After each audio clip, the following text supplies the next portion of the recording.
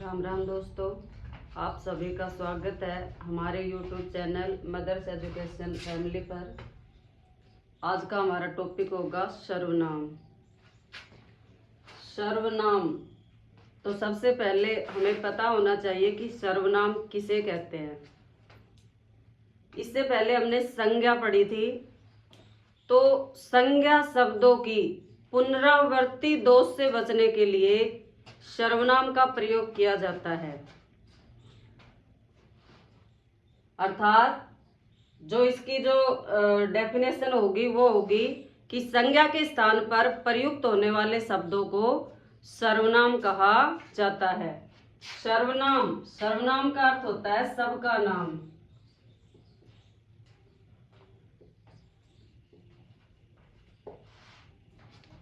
तो कब किया जाता है सर्वनाम शब्दों का प्रयोग? संज्ञा शब्दों के पुनरावृत्ति दोष से बचने के लिए सर्वनाम शब्दों का प्रयोग किया जाता है। जैसे सीता मेरी सबसे अच्छी दोस्त है।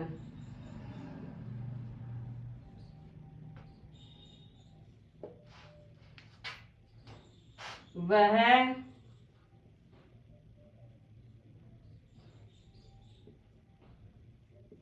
मेरी सहपाठी है। वह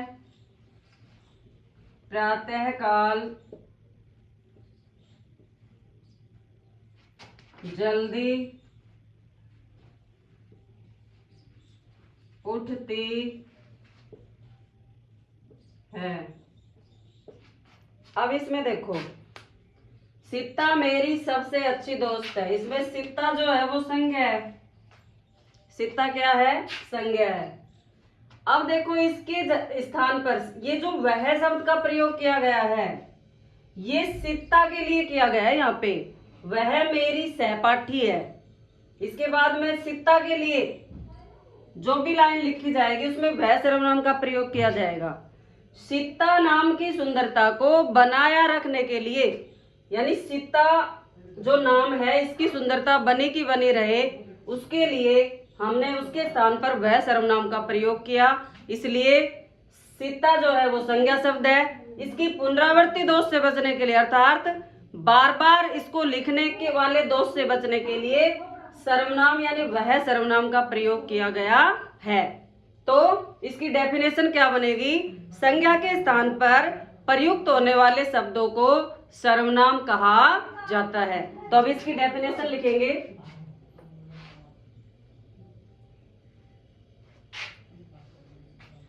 अब इसके अंदर जो है 11 सर्वनाम शब्दों का प्रयोग किया जाता है। 11 सर्वनाम शब्द कौन से हैं? तू, मैं, आप, यह, वह, कुछ, कोई, कौन, क्या, जो, सो, ये 11 सर्वनाम शब्द हैं। तो सर्वनाम में 11 सर्वनाम शब्द होते हैं, जो ये है तू, मैं, आप, यह, वह, कुछ, कोई, कौन, क्या, जो, सो। इसके बाद में सर्वनाम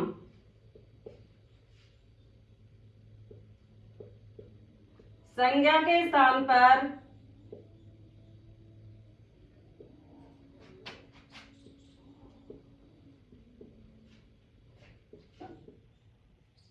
प्रयुक्त होने वाले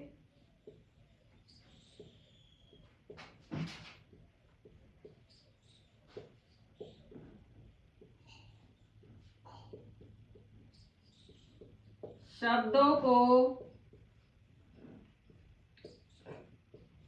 सर्वनाम कहते हैं।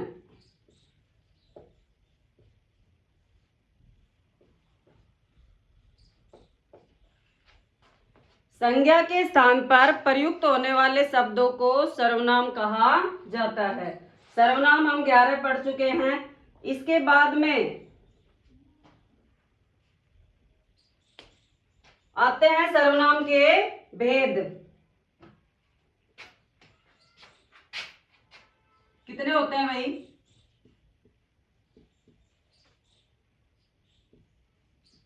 सर्वनाम के 6 भेद होते हैं।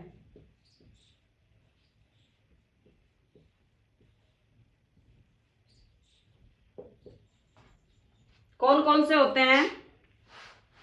नंबर 1 पुरुषवाचक सर्वनाम। पहला जो होता है वो होता है पुरुषवाचक सर्वनाम।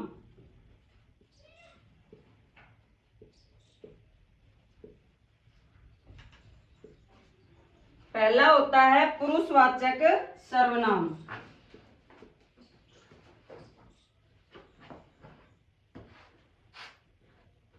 निश्चयवाचक सर्वनाम।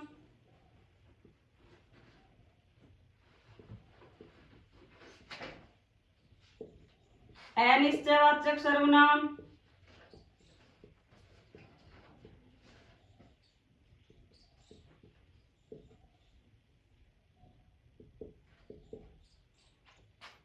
पुरुषवाचक सर्वनाम, निश्चयवाचक सर्वनाम, अनिश्चयवाचक सर्वनाम और चौथा होता है संबंधवाचक सर्वनाम।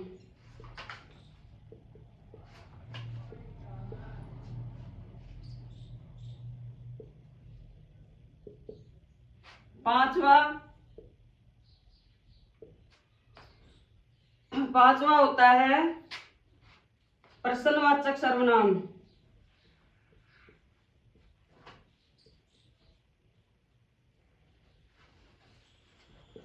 और छठा होता है निजवाचक सर्वनाम।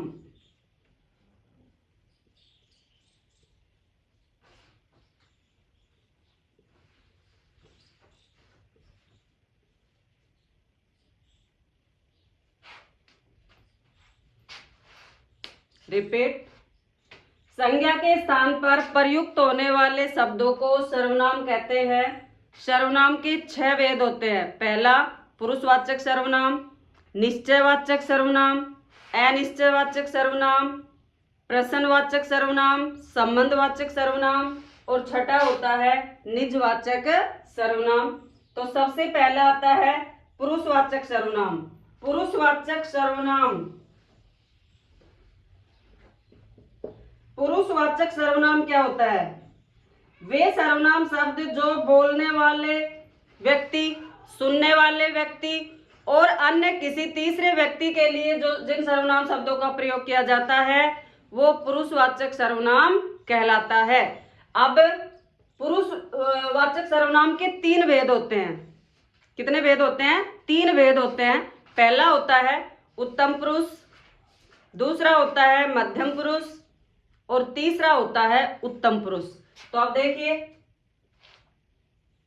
जो पुरुषवाचक सर्वनाम है उसके 3 भेद हैं। उत्तम पुरुष,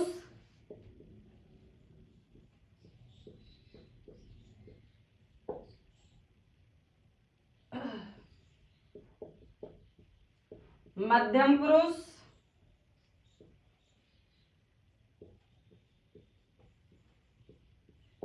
और वह तीसरा है अन्य पुरुष।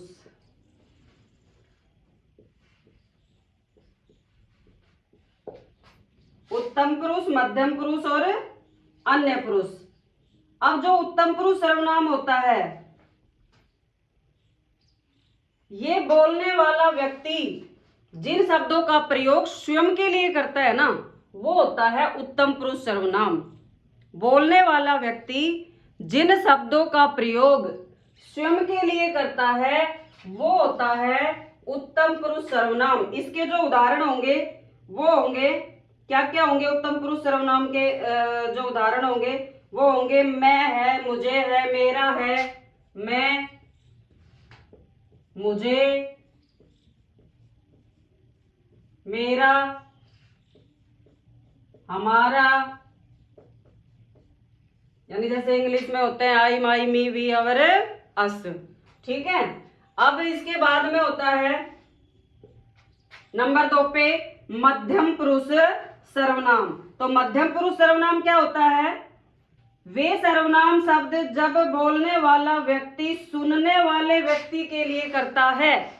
वे सर्वनाम शब्द जब जिनका प्रयोग बोलने वाला व्यक्ति सुनने वाले व्यक्ति के लिए करता है। जैसे यू, यूर, यूअर्स नहीं होता है तो उसका क्या हो जाएगा?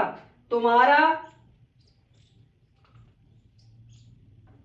क्या हो जाएगा इसका? तुम्हारा, तुम्हारे,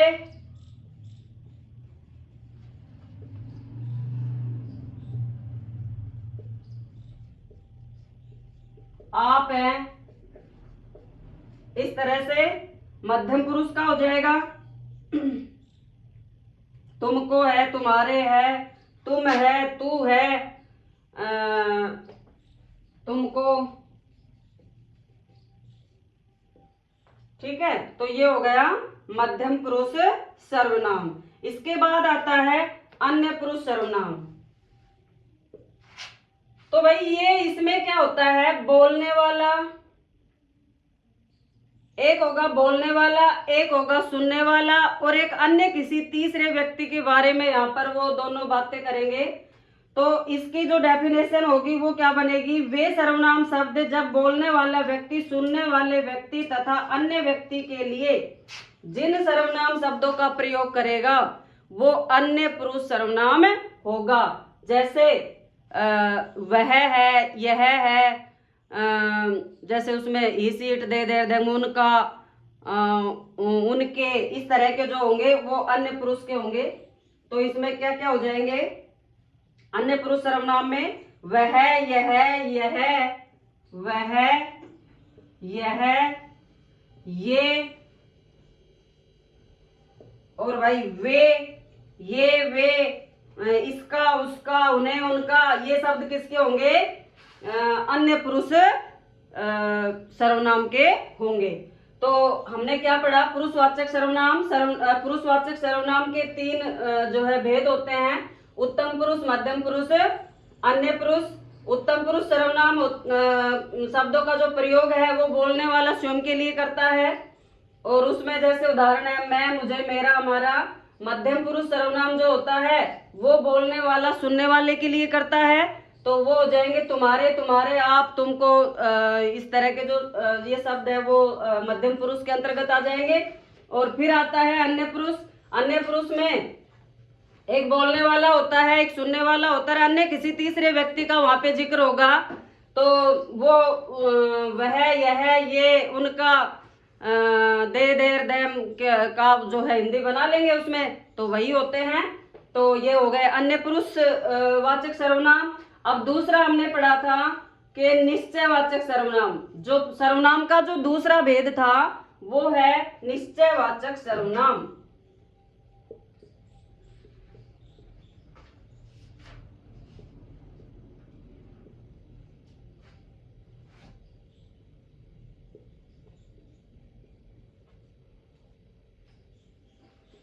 निश्चयवाचक सर्वनाम वे सर्वनाम शब्द जो निश्चित वस्तु का बोध कराते हैं। वे सर्वनाम शब्द जो निश्चित वस्तु का बोध कराते हैं वो निश्चयवाचक सर्वनाम कहलाते हैं।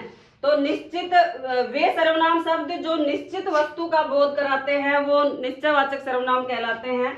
वे सर्वनाम शब्द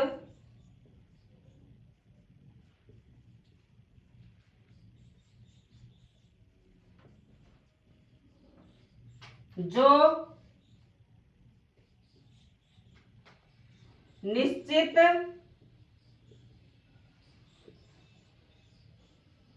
वस्तु का बोध कराते हैं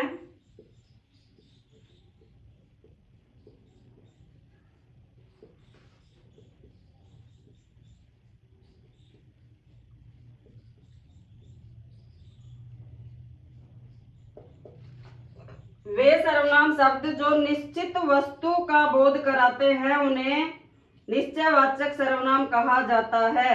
जैसे यह मेरी पुस्तक है।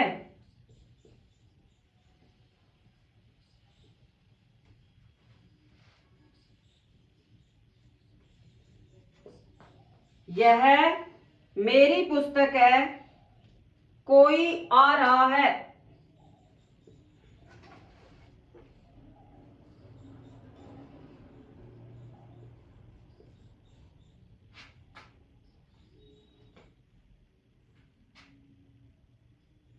कोई आ रहा है।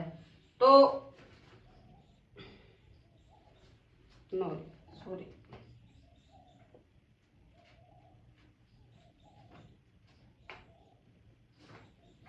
यह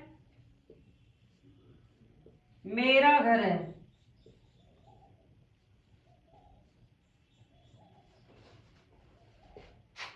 अब इसमें देखो ये दोनों ही क्या है, निश्चयवाचक सर्वनाम है।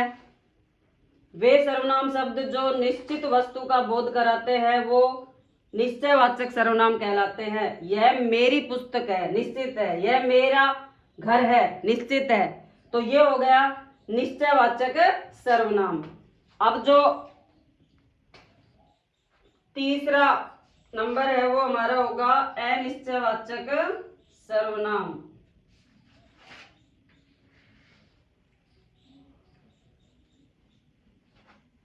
अनिश्चयवाचक सर्वनाम, तो भाई निश्चित वस्तु का बोध होगा, वो तो था हमारा निश्चयवाचक सर्वनाम। और जिसमें निश्चित वस्तु का बोध नहीं होगा वो हो जाएगा हमारा अनिश्चयवाचक सर्वनाम। अब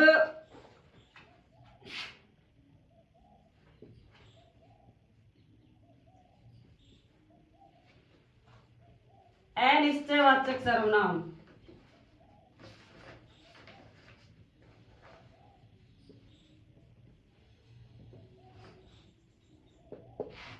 तो जिसमें निश्चित वस्तु का बोध नहीं होगा वो होगा अनिश्चयवाचक सर्वनाम।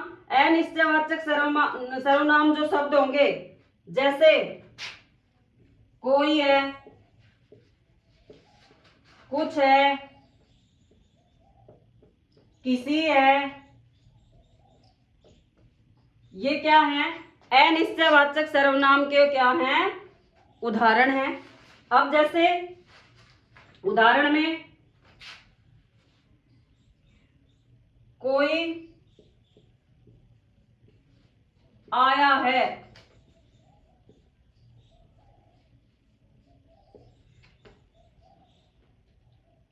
दूसरा उदाहरण है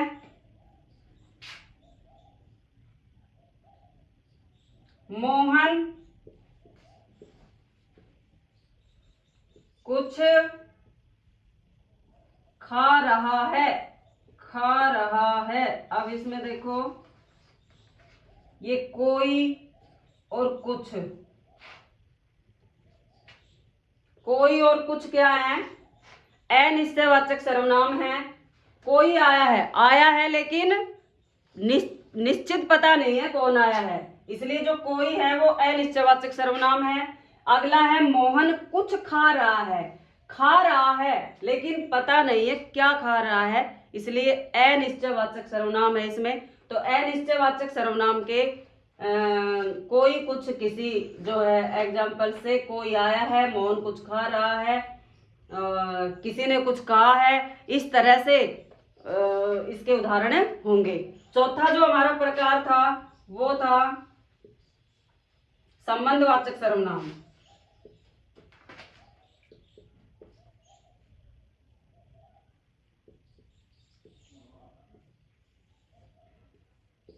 संबंधवाचक सर्वनाम क्या होगा हमारा, संबंधवाचक सर्वनाम यानी कि वे सर्वनाम शब्द जो अलग अलग बातों में संबंध बताते हैं, वे सर्वनाम शब्द जो अलग अलग बातों में संबंध बताते हैं वो संबंधवाचक सर्वनाम कहलाते हैं।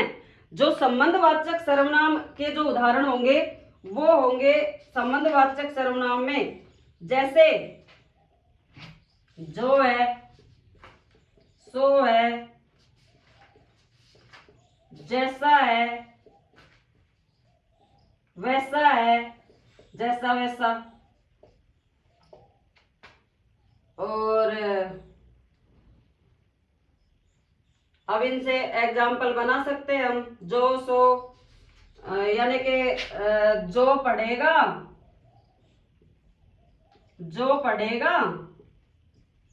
सो पास होगा, जो पढ़ेगा सो पास होगा। जैसा बोओगे वैसा काटोगे।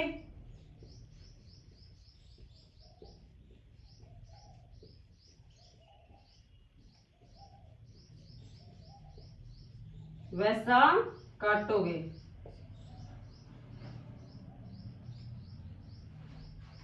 काटोगे। तो इसमें जो, सो, जैसा, वैसा, ये शब्द किसके हैं? संबंधवाचक सर्वनाम के हैं। तो ये हो गया हमारा संबंधवाचक सर्वनाम। अब आगे आता है नंबर 5 पर प्रश्नवाचक सर्वनाम। प्रश्नवाचक सर्वनाम नंबर 5।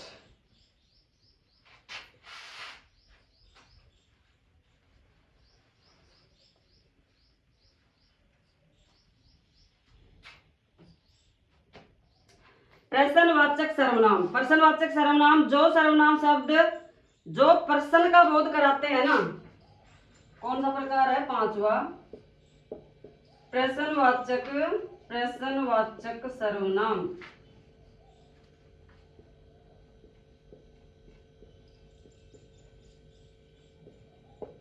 जो सर्वनाम शब्द प्रश्न का बोध कराते हैं प्रश्नवाचक सर्वनाम कहलाते हैं।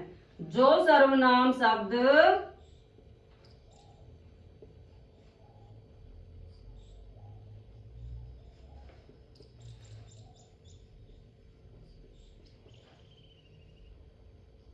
प्रश्न का बोध कराते हैं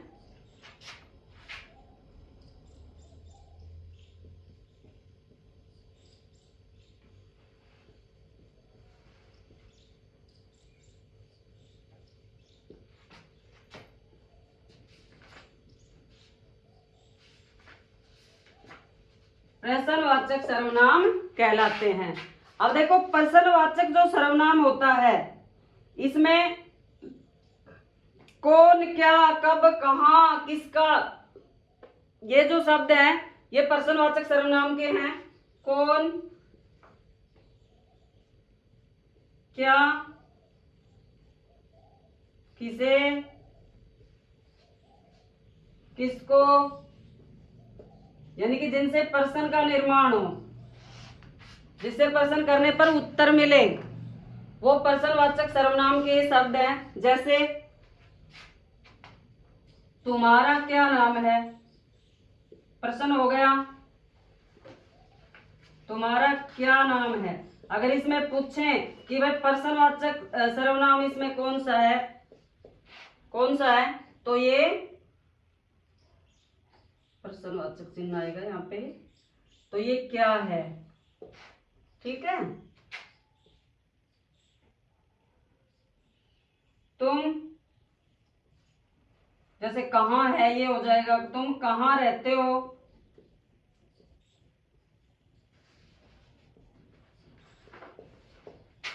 तो इसमें एक कहाँ शब्द जो है वो क्या है? प्रश्नवाचक सर्वनाम शब्द है। तो ये हो गए भाई हमारा प्रश्नवाचक सर्वनाम। अब जो हमारा नंबर 6 है वो था निजवाचक सर्वनाम। नंबर 6,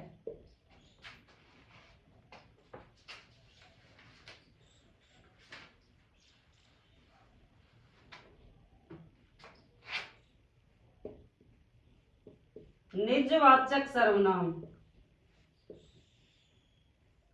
देखो निज, निज का अर्थ ही, निज यानी खुद का, स्वयं का, यानी जब कर्ता कार्य करते स्वयं, स्वयं के लिए जिन सर्वनाम शब्दों का प्रयोग करता है ना, तो वो निजवाचक सर्वनाम कहलाता है। निज यानी स्वयं के लिए। जैसे मैं अपना होमवर्क स्वयं करता हूं, तो स्वयं यहां पर क्या है? निजवाचक सर्वनाम है। तो डेफिनेशन क्या होगी इसकी? जब कर्ता कार्य करते समय, जब कर्ता कार्य करते समय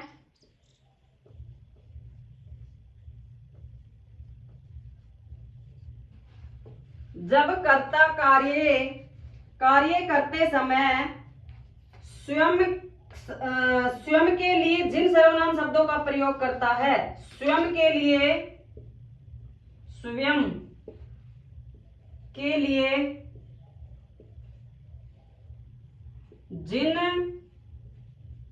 सर्वनाम शब्दों का प्रयोग करता है, सर्वनाम शब्दों का प्रयोग करता है, शब्दों का प्रयोग करता है,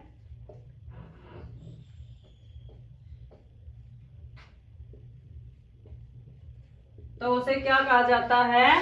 निजवाचक सर्वनाम कहा जाता है। अब देखो निजवाचक में जैसे इसके उदाहरण है स्वयं, खुद,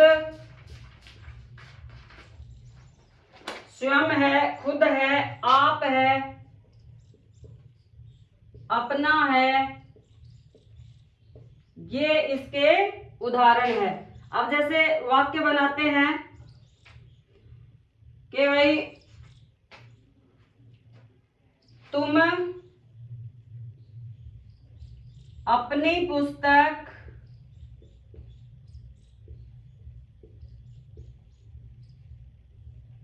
स्वयं पढ़ो, स्वयं पढ़ो। तो इसमें देखो जो स्वयं है ये बता रहा है कि इसमें निजवाचक सर्वनाम है। और जैसे वाक्य बना सकते हैं इसमें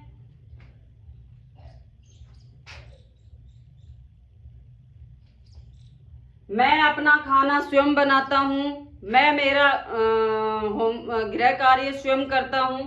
तो इस तरह से जो है निजवाचक सर्वनाम के वाक्य बना सकते हैं। और इस तरह से जो वाक्य दिए हुए हैं और अगर प्रश्न पूछ लिया जाए कि बताओ इसमें कौन सा सर्वनाम है, तो इन शब्दों को पकड़ेंगे हम, स्वयं, अपने आप, इस तरह के जो शब्द हैं।